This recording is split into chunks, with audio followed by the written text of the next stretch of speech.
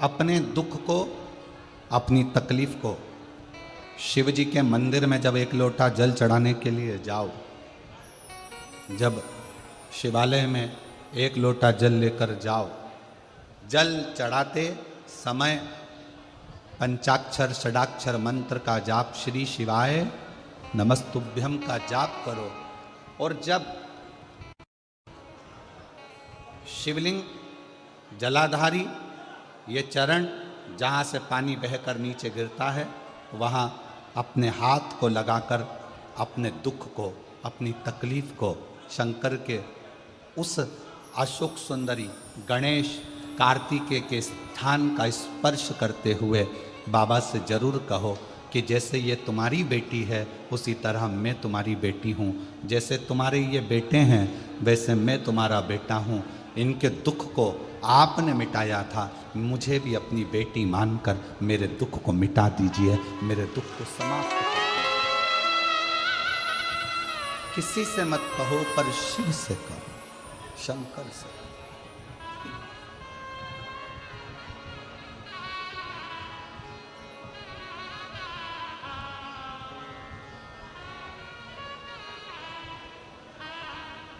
जब आप चरण पकड़कर अशोक सुंदरी की जगह पर अपने हाथ का स्पर्श कर कर, गणेश कार्तिकेय के स्थान का स्पर्श कर कर शिव से कहोगे तो शंकर अपनी औलाद आपको बनाएंगे और अपनी पुत्री समझकर आपका दुख जरूर मिटाएंगे। पुत्र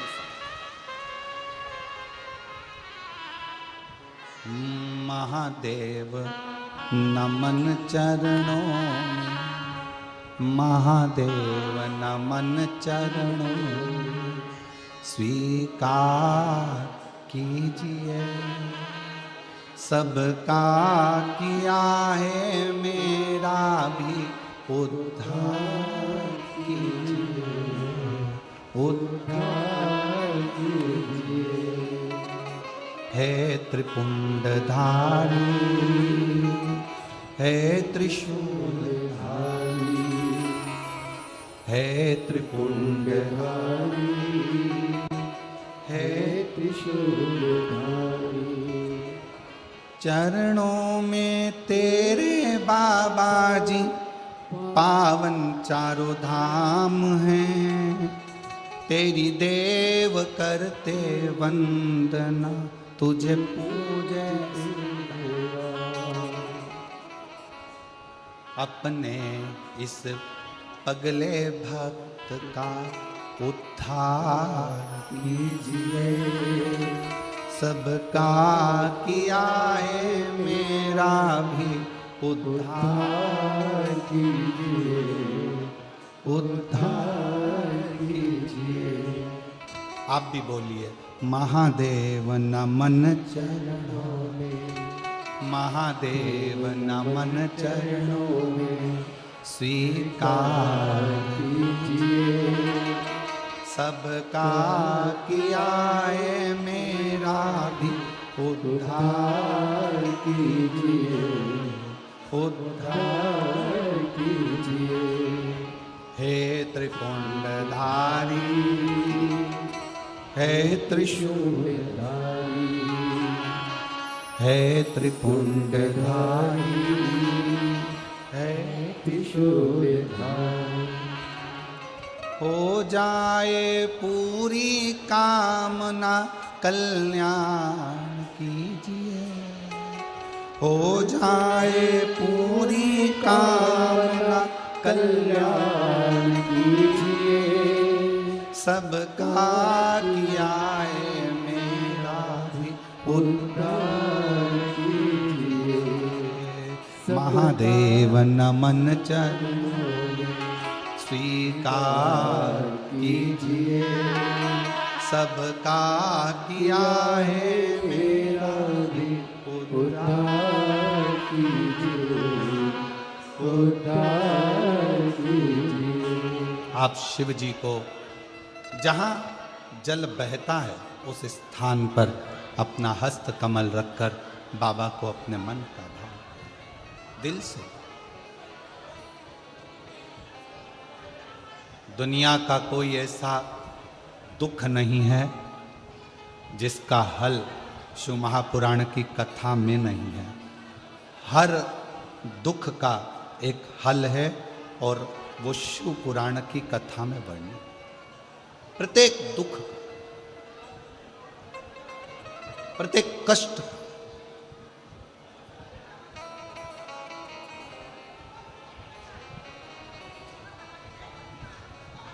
बस उसको दिल से पुकार कर, बिना आडंबर बिना दिखावे के उसको भजो, स्मरण।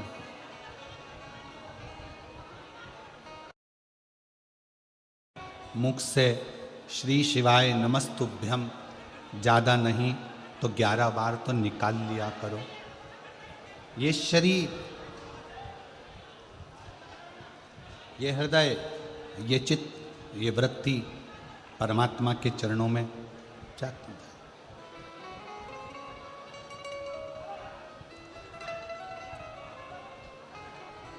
दुख है ना, शिव से कहो। पुरुष में और स्त्री में एक बहुत बड़ा अंतर है। पुरुष में और स्त्री में एक बहुत बड़ा अंतर है। पुरुष एक कान से सुनता है, दूसरे कान से निकाल देता है। स्त्री दोनों कान से सुनती है, जुबान से निकाल देती है।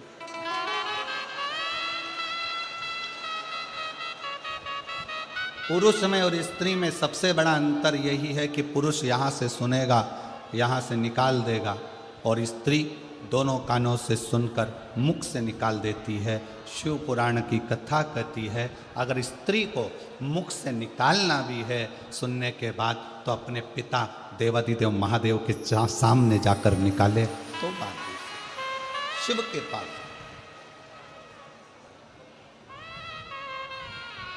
सबका किया है मेरा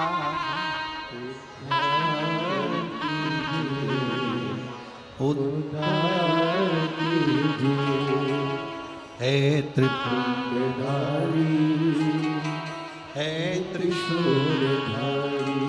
आपने सबका कल्याण किया तो मैं कैसे रह गया? मैं कैसे रह गया?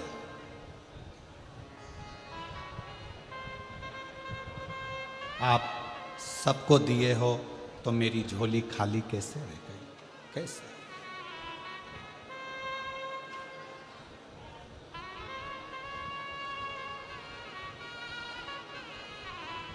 शिव महापुराण की कथा में मेरा उघड़दानी, मेरा शंकर भगवान उसी को बुलाता है जिसकी झोली उसको खुशियों से भरना होता है। खुशियों से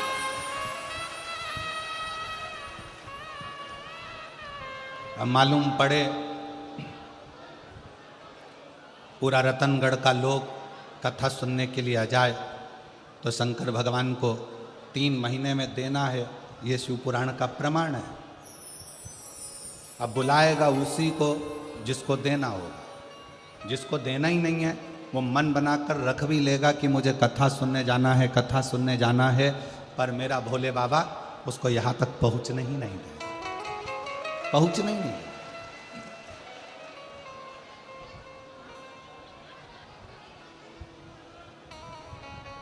कल कथा में अपन ने श्रवण किया था कि संकल्प आपका होता है और पूरा करने वाला देवादिदेव महादेव।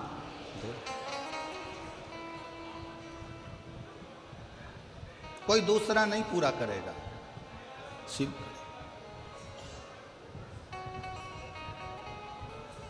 रुद्राष्टध्यायी में शिव संकल्पमस्तु एक शब्द आता है।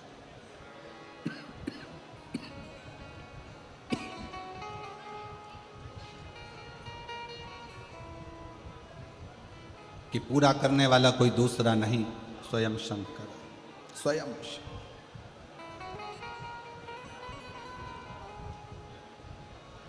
दो चीजें जवानी में करना चाहिए, दो चीजें। एक बीमा करा लो और दूसरा भजन जवानी में करो।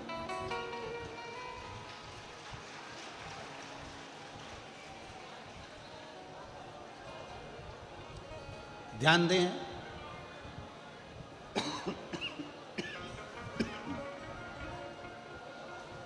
भजन भी बीमे की उम्र में होना चाहिए।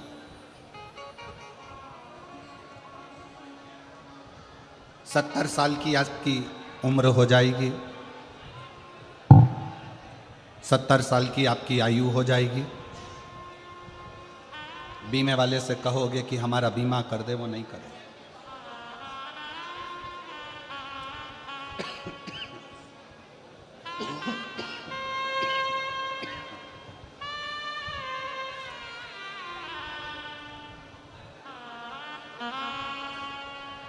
सत्तर वर्ष की आयु में बीमे वाला आपका बीमा नहीं करे।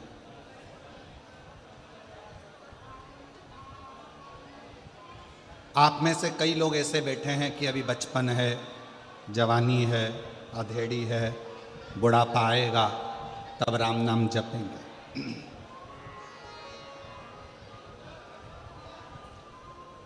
कई लोगों की आदत है, घर में सबसे पहली रोटी किसकी बनती है? जम के बोलो जरा, गाय की। सबसे पहली रोटी घर में गाय की बनी, पर सबसे पहले गाय के मुंह में नहीं गई, बन के डब्बे पर रखी रही, डब्बे पे से उठी फ्रिज पे रखी रही, फ्रिज पे से उठी स्टैंड पे रखी रही, भोजन के स्टैंड पे से उठी गैस की टंकी पर रखी रही, गैस की टंकी पे से उठी दरवाजे के पास में जो छोटा सा आला था उसमें रखी रही। 4 बजे गाय आई तब वो रोटी 4 बजे गाय के मुख में गई।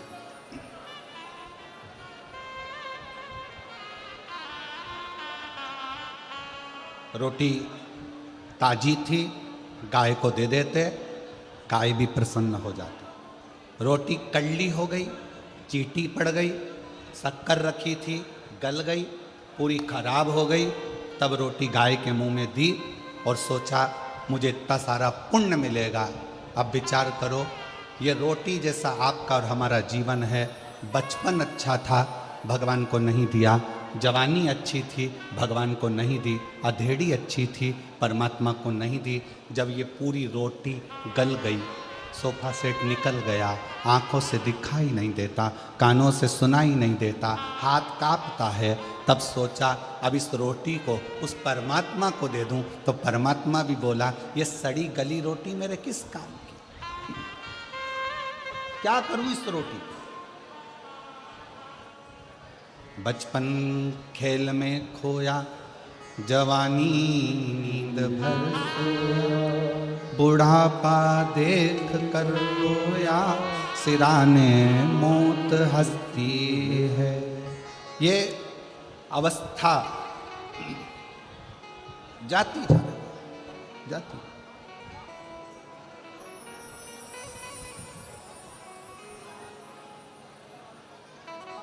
आज कौन सा दिन है कथा का? 5। कल कथा की क्या है? शिवरात्रि। कल कथा का छठा दिन शिवरात्रि का रहेगा। परसों के दिन कथा सुबह 8 बजे से 11 बजे तक हो जाएगी। विराम होकर आप अपने गांव, हम कुबेरेश्वर बाबा के धाम यहाँ से चले। कल एक बहन कह रही थी, गुरुजी हम राजस्थान वालों के भाग्य खुल गए, हम लोगों ने 5 कथा का नियम लिया था, आप कहते हो कि 5 पंडाल कथा सुनना चाहिए, हम कहाँ सुनने जाएं? एक कथा हमने रतनगढ़ में सुन ली, दूसरी कथा 1 मई से 7 मई तक जयपुर में विद्याधर नगर स्टेडियम, कोई ऐसा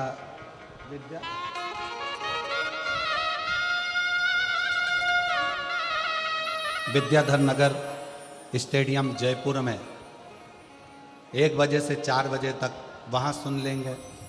फिर एक तीसरी कथा वापिस राजस्थान में ही, शायद भीलवाड़ा आदि में कहीं ना कहीं ऐसा क्रम है, वहाँ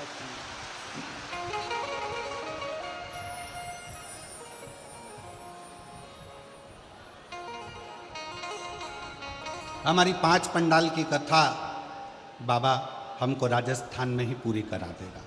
ये शिव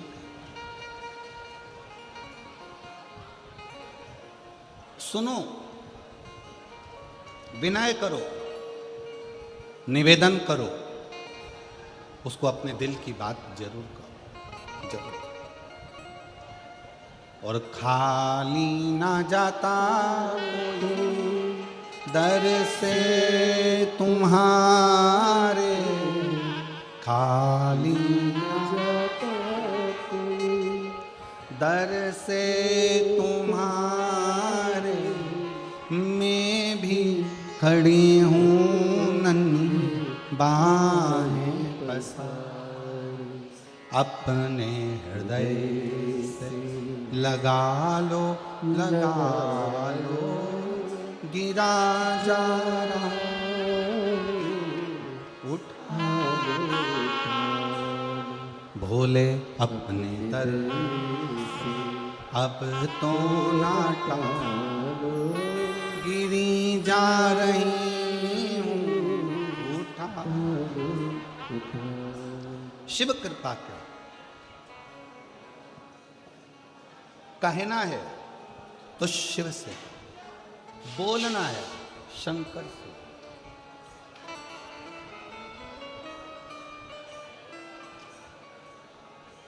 बैसाख का महीना चल रहा है, शंकर के शिवालय में जाओ।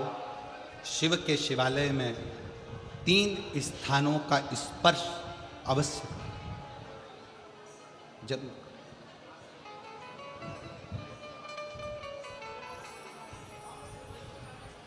किसी किसी मंदिर में शंकर जी के शिवलिंग को छूने नहीं देते, जैसे दक्षिण साइड में, साउथ में। तो अपने ही घर में जो शिवलिंग है उसके 3 स्थानों का स्पर्श अवश्य समझिए।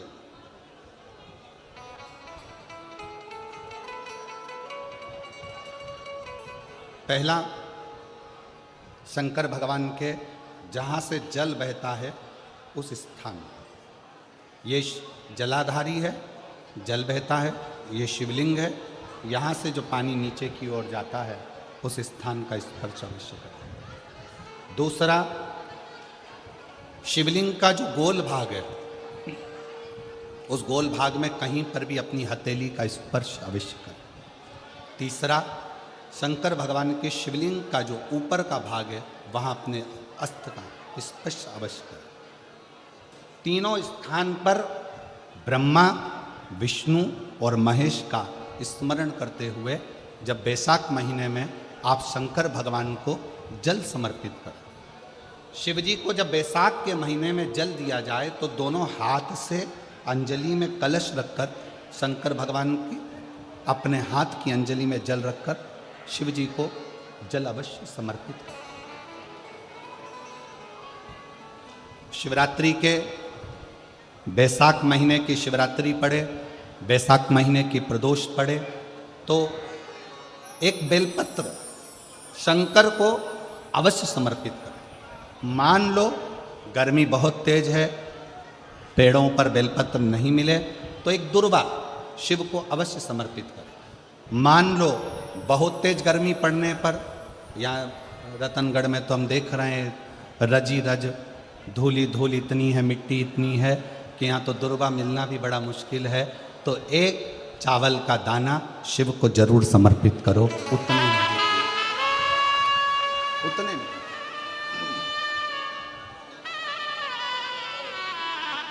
और बैसाख महीने में सबसे ज़्यादा जरूरी है, जो सबसे ज़्यादा जरूरी है बैसाख महीने में, वो जलाशय अर्थात अपने घर के नज़दीक में कोई पानी का स्थान हो, जलाशय हो, वहाँ का जल शिव को समर्पित करना, या शिव के नंदी के पास में। और हम तो कहेंगे शंकर का नंदी केवल मंदिर में मत देखो, आपके घर के आसपास में हमारे मारवाड़ की पहले की रीति रही है। राजस्थान में बहुत सालों पहले, जब लगभग 19 से 20 साल पहले हम फलोदी में आए थे, 20 साल पहले। और 20 साल पहले जब हम फलोदी में आए थे राजस्थान में, तो हमने उस फलोदी राजस्थान में देखा था कि प्रत्येक घर के बाहर पत्थर का एक छोटा सा कुंडा जैसा होता। दो चीजें हमने फलोदी राजस्थान में प्रत्येक घर के बाहर 20 साल पहले देखी थी। एक इतना बड़ा कुंडा पत्थर का जिसमें लोग भोजन रख देते हैं, और एक बड़ा सारा कुंडा जिसमें लोग पानी भर देते हैं, जिससे चिड़िया, पशु, पक्षी, गौ माता सब उस पानी को पीती रहे और आपका और हमारा कल्याण होता रहे। इस भाव से रखा प्रयास करो। शिव जी को तो जल समर्पित करो।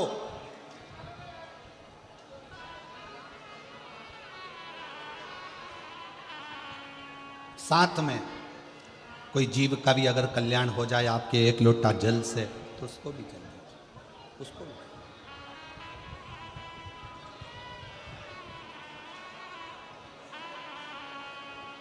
शंकर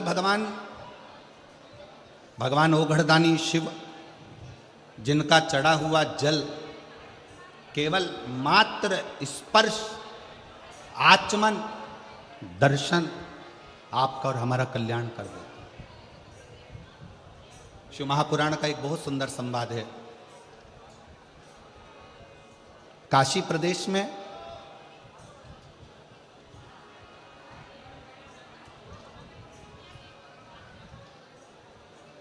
एक संवाद बड़ा सुंदर आता है महाराज।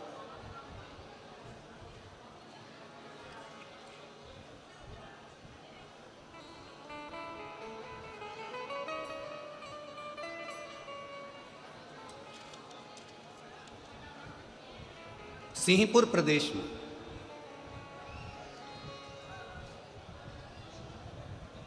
एक महाव्रती ब्राह्मण रहता था।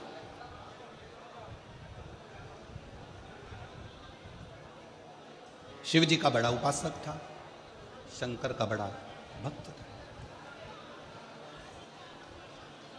महाव्रती ब्राह्मण का कर्तव्य, सबसे बड़ा कर्तव्य उस महाव्रती ब्राह्मण का था कि शंकर के मंदिर में जाकर झाड़ू लगाना, पोछा लगाना, दीप लगाना, शिवलिंग को श्रृंगारित कर देना, स्नान करा देना, पूजन कर लेना और शंकर की भक्ति को धारण करना। पंचाक्षर मंत्र का जाप, षडाक्षर मंत्र का जाप।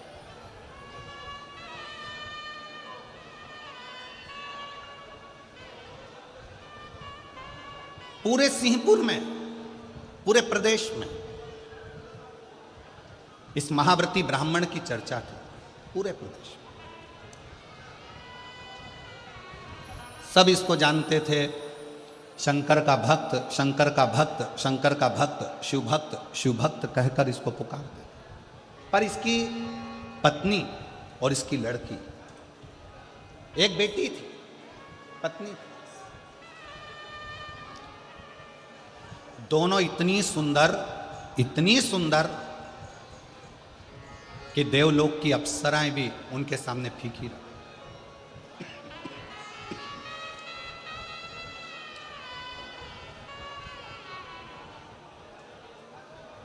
और शिव महापुराण की कथा एक बात बहुत अच्छे से कहती है, शरीर की सुंदरता से ज्यादा जरूरत है मन की सुंदरता की। मन की, तुम्हारा अच्छा शरीर देखकर भगवान कभी प्रसन्न नहीं होते, तुम्हारे अच्छे वस्त्र देखकर भगवान कभी प्रसन्न नहीं होते। कभी तुम्हारे शरीर पर आभूषण है, रतन है, सोना है, चांदी है, हीरा है, पन्ना है, उसको देखकर मेरा भगवान कभी प्रसन्न नहीं होता। तुम कितने सुंदर हो उसको देखकर भी भगवान कभी प्रसन्न नहीं होता। ईश्वर कब प्रसन्न होता है? जब तुम्हारे दिल में आए हुए मेहमान के प्रति, अतिथि के प्रति आदर का भाव हो और घर में जितने सदस्य रह रहे हों सबका सम्मान यदि तुम कर रहे हो तो भगवान तुम पर प्रसन्न। अब सुंदर तो तुम बहुत, और नी भी सुंदर होगे तो ब्यूटी पार्लर जाके हो जाओगे, सुंदर तो तुम बहुत।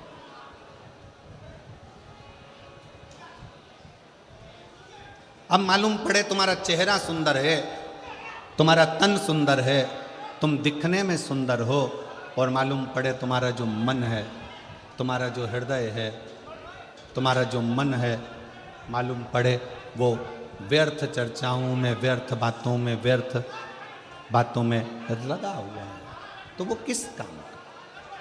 उसकी मूलता क्या है? वो किस काम का? इसलिए शिव महापुराण की कथा ने एक बहुत सुंदर बात कही, शंभु शरण मांगू दुख दया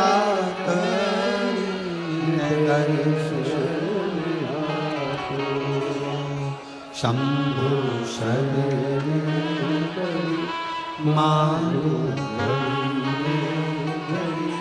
दुख काटो दया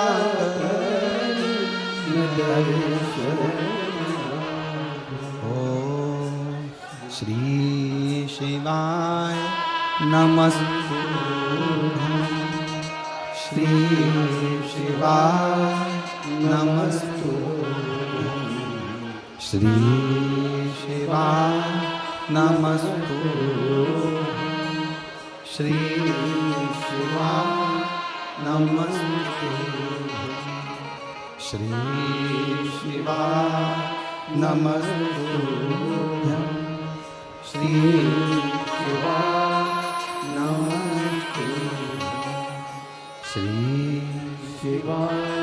सब बोलो, सब बोलो, प्रेम से बोलो, श्री शिवाय नमस्तुभ्यं, श्री शिवाय नमस्तुभ्यं, श्री शिवाय नमस्तुभ्यं, श्री शिवाय नमस्तुभ्यं, श्री शिवाय नमस्तुभ्यं, श्री शिवाय नमस्तुभ्यं, श्री शिवाय नमस्तुभ्यं, श्री शिवाय नमस्तुभ्यं, श्री शिवाय नमस्तुभ्यं। वो सुंदरता किसी काम की नहीं जिस सुंदरता में भगवान की भक्ति न हो, ईश्वर की भक्ति न हो।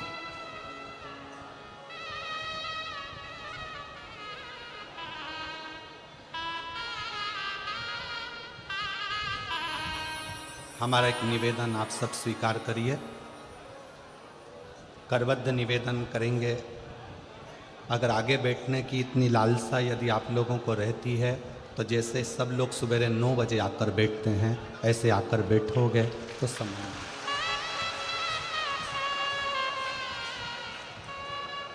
कथा केवल लाहौटी जी की नहीं, पूरा रतनगढ़ के एक एक बच्चे बच्चे की यह कथा है, और रतनगढ़ की यह कथा इसको दिल से सुनो। हमारे शरीर में 2 दिन से बुखार है और 2 दिन से गले में इन्फेक्शन है, उसके बाद भी आप लोग धूप में तप कर आते हो, तो हम अपना कक्ष छोड़कर तपती हुई बुखार में, अभी भी आप हाथ देखेंगे तो बुखार में है, उसके बाद भी शिव महापुराण की कथा आपको केवल इसलिए एक पत्र में एक बहन ने परसों के दिन लिखकर भेजा था, कथा होए चाहे ना हो, हम पति पत्नी पंडाल को प्रणाम करने के लिए रोज आएंगे, भले गुरुजी आप कथा करो चाहे ना करो। केवल आपके विश्वास के बल पर ये कथा कहने के लिए हम भी वहाँ से यहाँ तक आते हैं, और आप दिल से सुनोगे तो ये कथा केवल प्रदीप मिश्रा नहीं बाँच रहा है, इस कथा को स्वयं देवादिदेव महादेव आकर बाँच रहे। हृदय से दिल से श्रवण करो।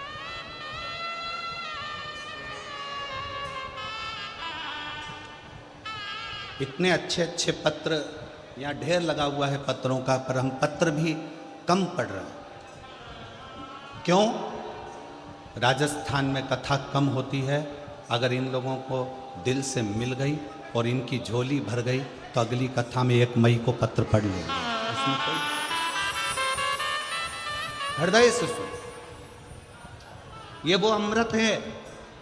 7 दिन पूरा होने के बाद तरसोगे कि हमारे नज़दीक में कथा होकर चली गई, मैं झोली भरकर नहीं ला सकी। अगर उस 2.5 घंटे की कथा को मैं अगर दिल से सुनकर प्रार्थना कर लेती, श्री शिवाय नमस्तुभ्यम बोलकर उसको अपना मन का भाव कह देती, तो शायद मेरी झोली खुशियों से 3 महीने के अंदर भरा जाती। और हम 3 महीने का भी इंतजार नहीं करेंगे। 17 तारीख को, कितनी तारीख को यहाँ कथा विराम है? 17 तारीख को यहाँ कथा विराम है। 1 मई को चालू है। शंकर जी को यहाँ बैठ करके कर जाना। 3 महीने का इंतजार नहीं करूंगी। 1 मई जो जयपुर में कथा है 7 मई तक, उसमें मेरा पत्र वहां मिलना चाहिए, तो जानू कि तू शिव। विश्वास के साथ सुन, भरोसे के साथ कथा का रस तत्व ग्रहण कर।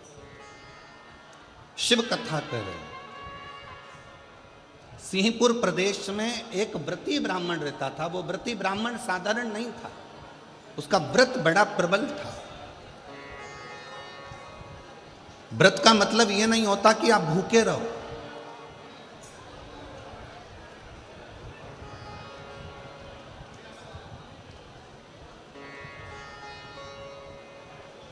भाई श्री हनुमान प्रसाद जी पोद्धर जी ने अपनी वाणी में कल्याण के शिव अंक में, अगर बन सके तो आप पढ़िएगा, कल्याण के शिव अंक में भाई श्री ने एक लाइन लिखी है। भाई श्री ने अपनी वाणी में लिखा कि भगवान को पाने के लिए अगर तुम अपने दिल से एक बार अगर मुख से कह दोगे कि हे प्रभु मैं तुम्हारा हूं और तुम मेरे हो, बस ये बात अगर दिल से कह दी तो परमात्मा भी तुम्हारा हो जाता है और तुम परमात्मा के हो जाते हो।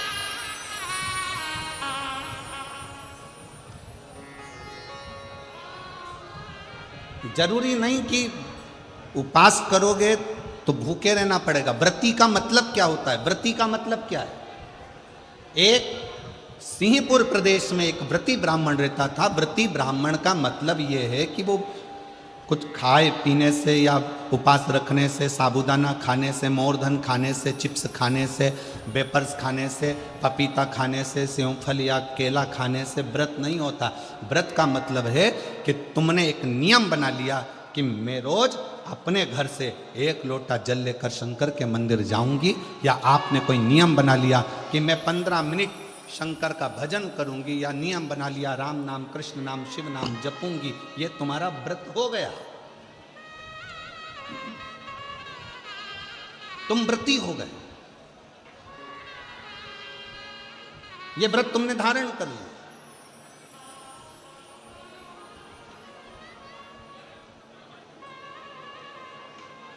कई माताओं ने नियम बनाया, रतनगढ़ की ही रहने वाली माताएं, कई माताएं रतनगढ़ की ही रहने वाली पंडाल में रह रही है, कई माताएं रतनगढ़ की। उसने नियम लिया कि मुझे 7 दिन कथा सुनना है।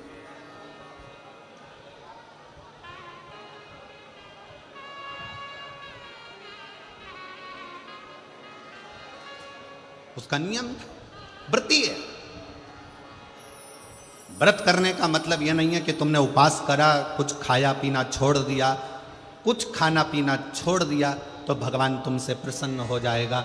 शिव महापुराण की कथा कहती है, शंकर भगवान की कथा कहती है, यहाँ शिव पुराण कहती है कि आपका एक व्रत, कुछ भी अपनी जिंदगी में एक संकल्प, एक नियम ले लो, शिव पूरा कर देगा। व्रती हो गया। एक ब्राह्मण रहता था, बड़ा व्रती था, महाव्रती।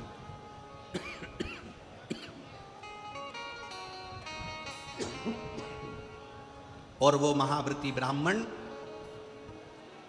उसकी पत्नी और उसकी बेटी बहुत सुंदर थी। देवलोक की अप्सराएं उसके सामने फीकी थी। ब्राह्मण को ना पत्नी गिनती थी ना बेटी गिनती थी, ना पत्नी गिनती ना बेटी गिनती। खूब अपशब्द कहते, पत्नी ताना दे देती, आड़ा टेढ़ा बोल देती, अपशब्द कह देती। शिव महापुराण की कथा कहती है, तुम्हारे बच्चे घर में जन्म ले लेना, बच्चों का जन्म आपके घर में हो गया ना, तो पति से निवेदन है पत्नी को गाली देकर बात ना करे, और पत्नी से निवेदन है पति को अपशब्द कहकर बात ना करे, नहीं तो आपका बुढ़ापा बिगड़ेगा जरूर। बुढ़ापा जरूर बिगड़ेगा। कारण क्या है? आप अपनी पत्नी का आदर नहीं करोगे तो बुढ़ापे में आपके बच्चे भी आपकी पत्नी का आदर नहीं करेंगे। आप अपने पति का आदर नहीं करोगे तो बुढ़ापे में आपके बच्चे आपके पति का आदर नहीं करेंगे, और तुम दोनों का बुढ़ापा धीरे धीरे धीरे धीरे बेकार हो जाएगा। बेकार। सम्मान करो। अपने बच्चों के सामने कभी मत कहो कि तेरी माँ में अक्ल नहीं है। भले वो पढ़े लिखी नहीं है, भले उसने बीए एमबीए नहीं करा, भले उसने सीए नहीं बनी, भले वो डॉक्टर नहीं, इंजीनियर नहीं, पर अपने बच्चों के सामने ये बात रखो, तेरी माँ के बराबर कोई विद्वान नहीं है, तुझे विद्वान वो बना कर रखेगी, ये निश्चित है। कई माता पिता अपने बच्चों के सामने अपने को ऊंचा दिखाने के चक्कर में अपने पिता को अपशब्द कर, तेरे बाप में तो अकल नहीं है, रत्ती भर की अकल नहीं है, बच्चों के लिए कमाते बन नहीं रहा, यहां वहां घूमता रहता है, तेरा बाप तो पगला है। इस तरह के शब्द जब हम अपने बच्चों के सामने कहते हैं तो बच्चों की दृष्टि में पिता का मान घटते जाता है। कई पिता अपनी पत्नी के लिए कह देते हैं, तेरी माँ में अकल नहीं है, गंवार है, इसका पूरा खानदान बेकार है, पढ़े लिखे तो है नहीं, पूरे ढोर हैं, अकल नहीं है। हम अपने बच्चों के सामने जब पत्नी को इस तरह का शब्द कहते हैं, बच्चों की दृष्टि में वो माँ का सम्मान घटते जाता है। सिंहपुर प्रदेश के महाव्रती ब्राह्मण की पत्नी ने अपनी लड़की के सामने अपने पति का अपमान करना प्रारंभ करा, तो लड़की जैसे जैसे बड़ी होती चली गई वो पिता का अपमान करना सीख गई। पत्नी भी सुंदर थी, बेटी भी सुंदर थी। पिता ब्राह्मण ने विचार करा, मेरी बेटी बड़ी हो गई है, इसका विवाह कर देना चाहिए। बहुत अपशब्द कहती है, कम से कम माँ के चक्कर में ना रहकर विवाह होकर जाएगा तो ससुराल में थोड़ा सा आदर कर लेगी, थोड़ी संवर जाएगी। बेटी के लिए वर देखा, लड़का मिल गया, शादी कर दी। शादी करने के बाद मां से जो सीख कर गई थी, समझ गए क्या तुम लोग, रतनगढ़ वालों समझ गए? जो मां से सीख कर गई थी, मां अपने पति का आदर नहीं करती थी, तो यह विवाह करने के बाद अपने पति का आदर नहीं करती है, सीख कर गई।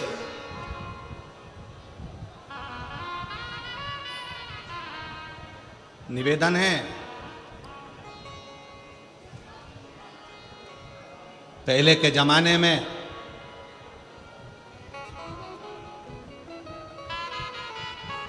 लड़की को डर लगता था सास कैसी मिलेगी। आज के जमाने में सास की रातों की नींद उड़ जाती है, जगदम्बा कैसी आएगी, कैसी कैसी। क्यों? पहले के जमाने में 4 लड़के रहते थे तो चिंता नहीं रहती थी। आज के जमाने में ले दे के एक तो बेटा और उसी की धर्म पत्नी आना है, और वो भी लड़ झगड़ के अपने ही रतनगढ़ में अपने से ही अलग होकर दूसरी जगह जाकर रहेगी। लोग क्या कहें? सोचना पड़ता है, 50 बार विचार करना पड़ता है।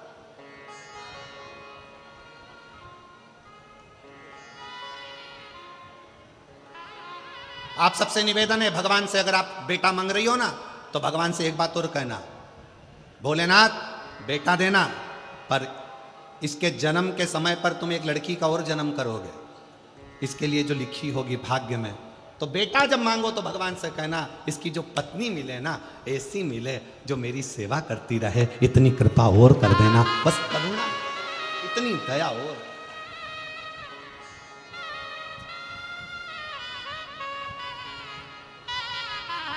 ऐसी मत भेज देना जो 24 घंटे साड़ी में तो पिन लगाए, ब्यूटी पार्लर से आए और दिमाग हमारा खाए, ऐसी मत भेज दे। ऐसी नहीं चाहिए। प्रेम परोसने वाली। बेटी ने अपनी मां से सीखा था, क्योंकि मां पंडित को गिनती नहीं थी, ब्राह्मण को, जो व्रती ब्राह्मण था उसको अपशब्द कहती थी, ताना देती थी, गाली देती थी, आड़ा टेढ़ा कहती थी, दिन रात कोसती थी,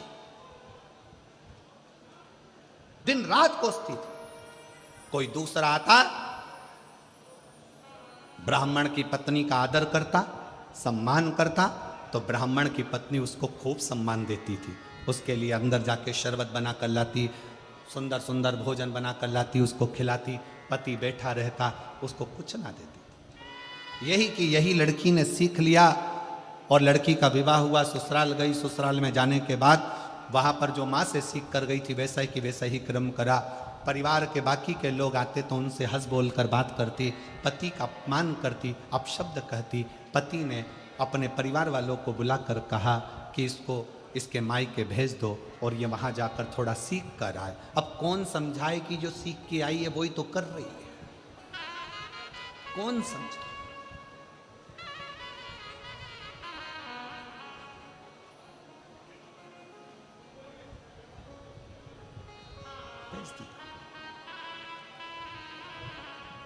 अब लड़की और लड़की की माँ दोनों मिली। पिताजी ने अपनी बेटी को बिठाकर समझाया, बेटा ससुराल में सबका आदर करना सीख, सम्मान करना सीख। इतने में माँ जूड़ा बांधती बांधती आई और आकर बोली, ये अपना ज्ञान अपने पास रखो। आज तो मेरी बेटी से कह दिया, आगे से कुछ कहने की जरूरत नहीं है। ब्राह्मण ने कहा, ये जितनी तुम्हारी बेटी है उतनी मेरी भी बेटी है, मेरा फर्ज बनता है अपनी बेटी को उपदेश देना। शिव महापुराण का ये चरित्र, सिंहपुर प्रदेश के ब्राह्मण का ये चरित्र हमें बता रहा, इतना मेरा भी फर्ज बनता है कि मैं इसको समझाऊं। अपना ज्ञान अपने पास रखो, अपनी विद्वत्ता अपने पास रखो। मंदिर में घंटी बजाना और शंकर जी को एक लोटा जल चढ़ाना, इसके सिवा तुम्हारे पास कुछ नहीं रखा है। व्यर्थ की बात करते हो।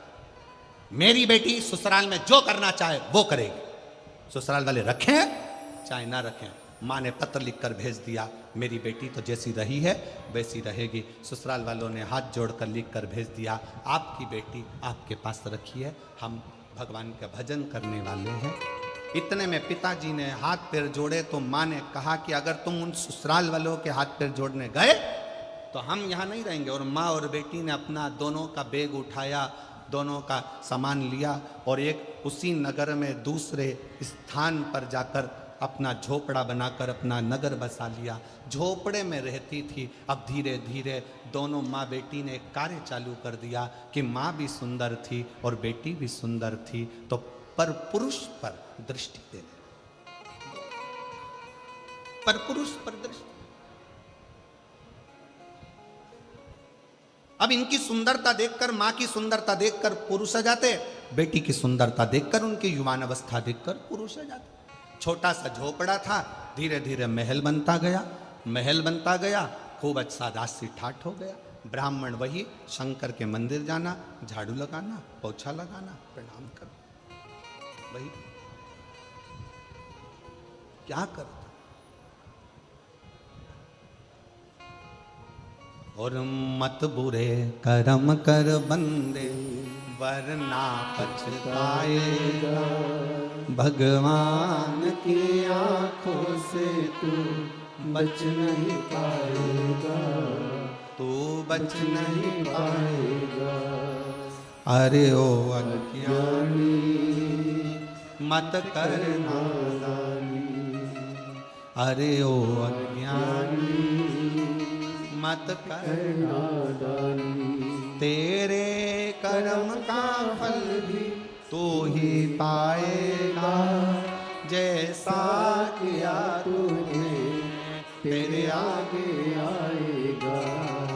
मत बुरे कर्म कर बंदे वरना पछताएगा, भगवान की आंखों से तू बच नहीं पाएगा, तू बच नहीं पाएगा। अरे ओ अज्ञानी मत कर नादानी, अरे ओ अज्ञानी मत कर नादानी। अपने कर्म का भोग अपने को भोग, अपने कर्म का फल अपने को, कोई दूसरा नहीं भोगने वाला, हम स्वयं हो। आपके ही रतनगढ़ के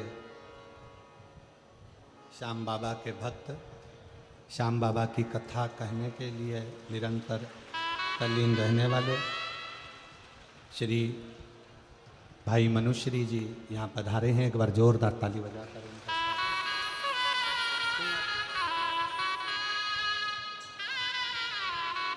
बहुत बहुत साधुवाद और स्वागत वंदन है। श्याम बाबा की बड़ी कृपा आप पर, जो आपकी वाणी से श्याम कथा संपूर्ण विश्व श्रवण कर रहा है। एक बार जोरदार ताली बजाकर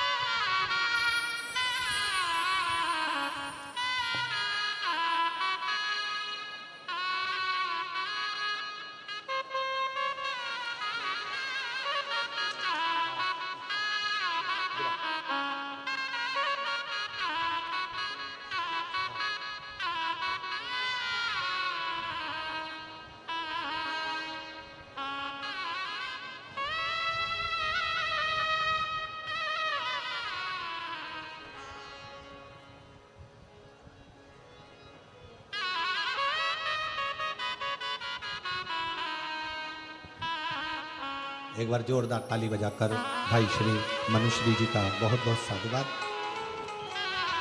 जो इस पवित्र पावन शिव महापुराण कथा के रस तत्व को ग्रहण करने के लिए यहाँ पधारे।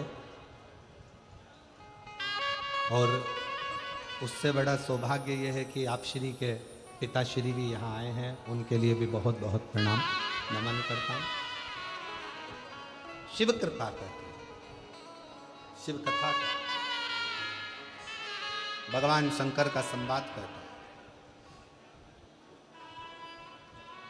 मनुश्री जी की वाणी में ऐसा लगता है कि स्वयं श्याम बाबा अपनी कथा का गुणगान करते हैं, और इतनी सुंदर वाणी से आप हमेशा शिव कथा का, श्री श्याम कथा का वर्णन करते रहते हैं। बहुत बहुत साधुवाद है, प्रणाम करता हूँ। शिव कथा कर रहे हैं, शिव महापुराण की कथा कर रही है सिंहपुर प्रदेश का वो व्रती ब्राह्मण।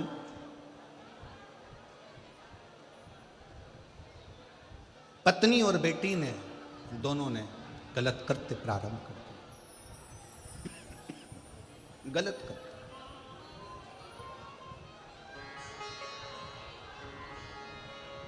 और ऐसा पुरुषों को अपनी ओर आसक्त करना,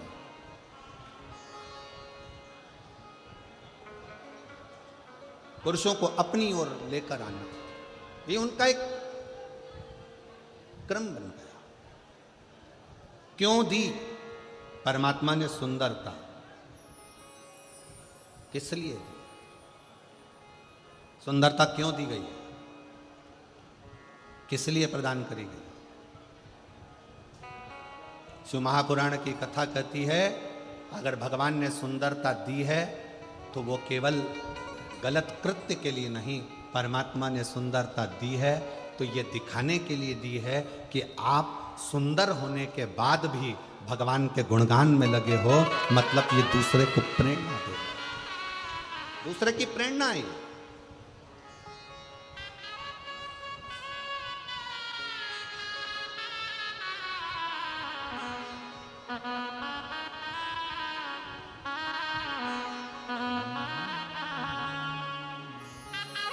शिव की शरण में आ जा, शिव की शरण में आ जा, बाबा की शरण में एक बार आजा आजा, भोले की शरण। ओ एक बार आजा आजा, भोले की दोनों हाथों से। शरण एक बार आजा आजा, भोले की शरण ओ एक बार आजा आजा, भोले की शरण शिव की शरण में आजा। ओ शिव के शरण में आजा, भोले के शरण शंभो। एक बार आजा आजा, भोले की शरण एक बार आजा आजा, भोले की शरण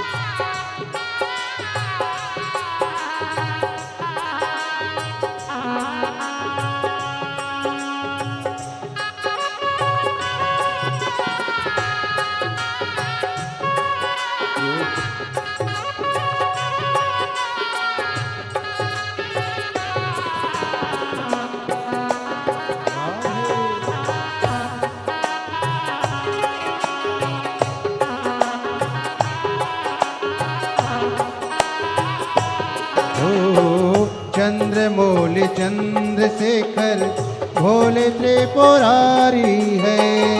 चंद्रमौली चंद्रशेखर भोले त्रिपुरारी है। त्रिपुरारी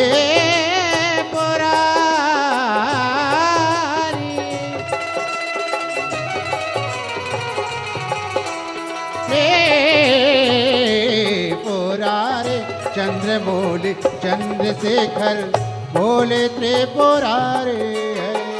चंद्रमौली चंद्रशेखर भोले त्रिपुरारी है। गले मुंड माल राजे करत सुरधारी है। गले मुंड माल राजे करे कृष्ण नारी है। ओ नंदी पे सवार से ओ नंदी पे सवार से भोले के शरण में एक बार आजा भोले के शरण ओ एक बार आजा भोले के शरण में आजा ओ शिव की शरण में आजा, भोले के शरण में एक बार आजा आजा, भोले के शरण में एक बार आजा आजा, भोले के शरण में।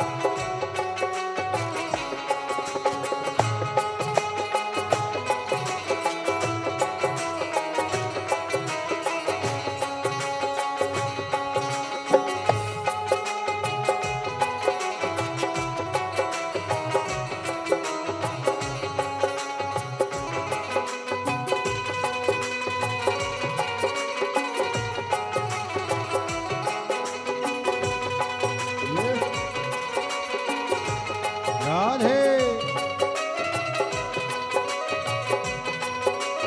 राधे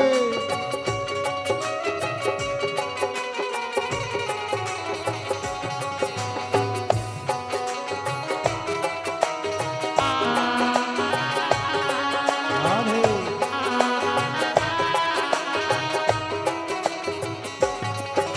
ओ संत और फकीर सब है भोले के शरण में, संत और फकीर सब है भोले की शरण में।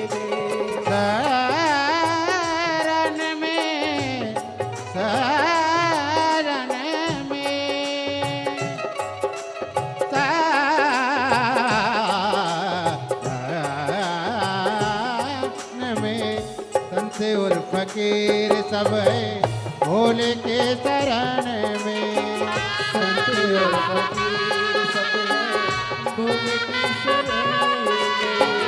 अमीर और गरीब सब है भोले के शरण में। अमीर और गरीब सब है भोले की शरण में। ओ सेवा जी सबको मिलते ओ सेवा जी सबको मिलते ध्यान धरण में। एक बार आजा आजा भोले के शरण में, एक बार आजा आजा भोले की शरण में। ओ सेवक की शरण में आजा ओ शिव की शरण में आजा, भोले की शरण में एक बार आजा आजा, भोले की शरण में एक बार आजा आजा, भोले की शरण में एक बार आजा आजा, भोले की शरण में ओ एक बार आजा आजा, भोले की शरण में एक बार आजा आजा, भोले की शरण में एक बार आजा आजा, भोले की शरण में। हर हर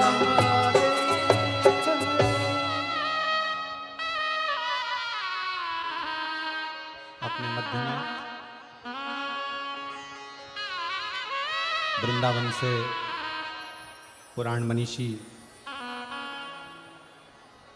18 पुराण का जिन्होंने कंठस्थ स्मरण किया है, ऐसे राष्ट्र को नई दिशा देने वाले परम पूज्य संत शिरोमणि श्री कौशिक जी महाराज यहाँ पधारे हैं। एक बार जोरदार ताली बजाकर उनका स्वागत वंदन।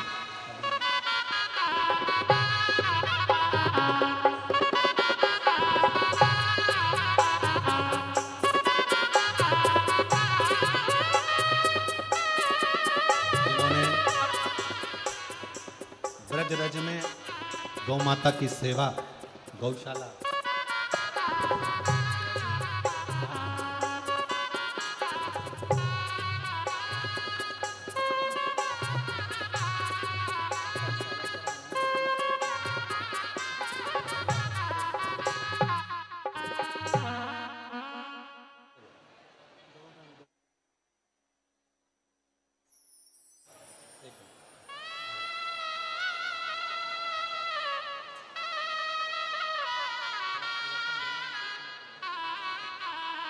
एक बार जोरदार ताली बजाकर परम पूज्य श्री कौशिक जी महाराज जी का जोरदार ताली वंदन कर स्वागत।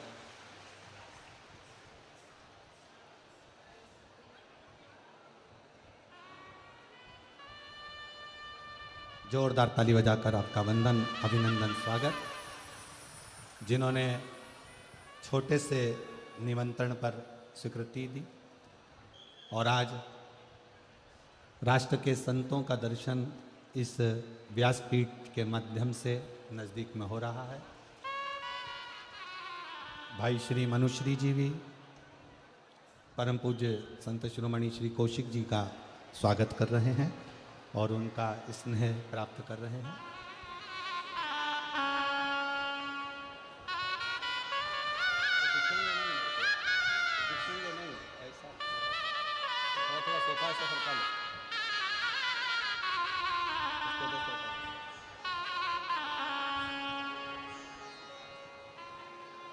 बस ठीक, अब भले दिख जाएगा।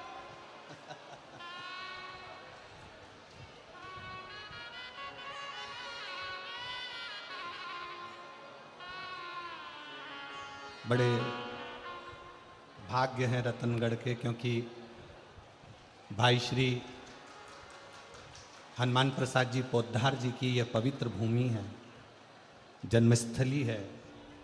ऐसी भाई श्री हनुमान प्रसाद जी पोद्दार जी की इस भूमि पर इतने संतों का आगमन होना और दर्शन होना, ये रतनगढ़ वालों का सौभाग्य है। बहुत बहुत साधुवाद। हृदय से भाव से सभी बाबा को अपने मन का भाव कहेंगे और दिल से बाबा को प्रार्थना करेंगे, हृदय से विनय करेंगे। जिसको आता है साथ में बोलिएगा।